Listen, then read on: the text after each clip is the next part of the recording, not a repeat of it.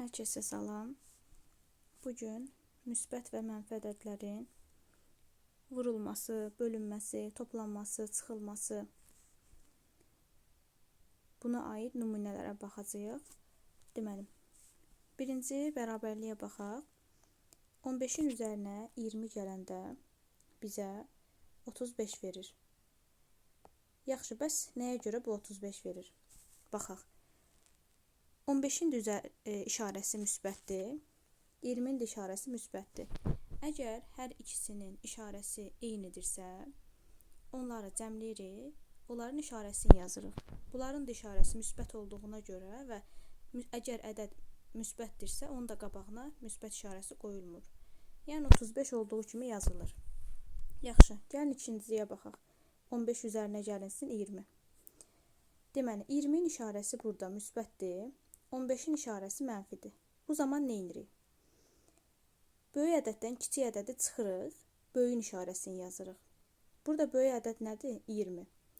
20-dən 15-i çıxanda bizə nə verir? 5. Yazırıq bura 5.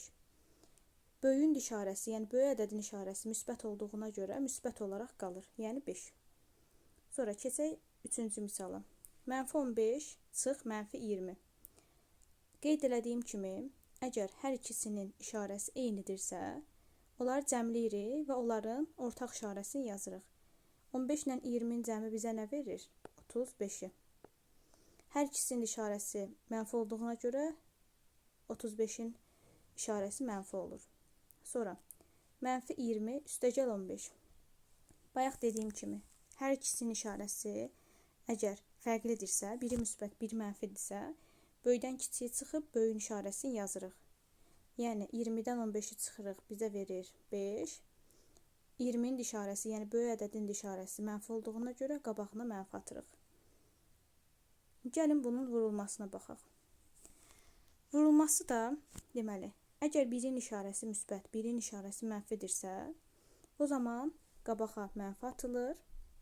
15-i də vururuq 20-yə. 15-i 20-yə vuranda bizə verir 300.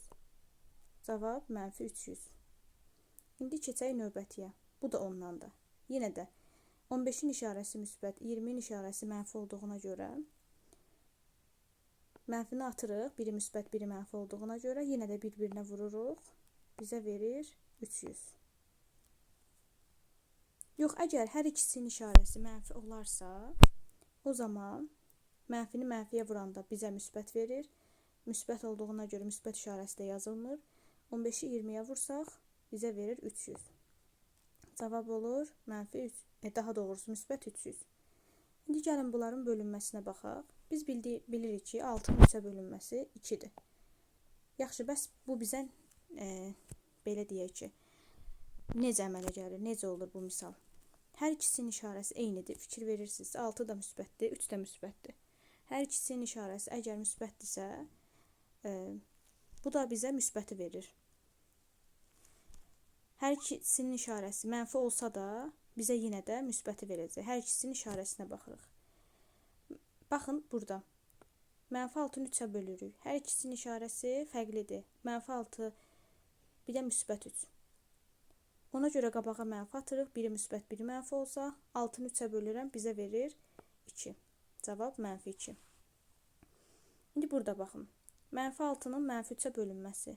Yuxarıda qeyd elədiyim kimi, əgər hər ikisinin işarəsi mənfidirsə və bir-birinə bölürüksə, bu vurmada da keçərlidir. Mənfidirsə, müsbət olur. 6-nın 3-ə bölünməsindən alınan cavab 2 olur. Cavab müsbət 2.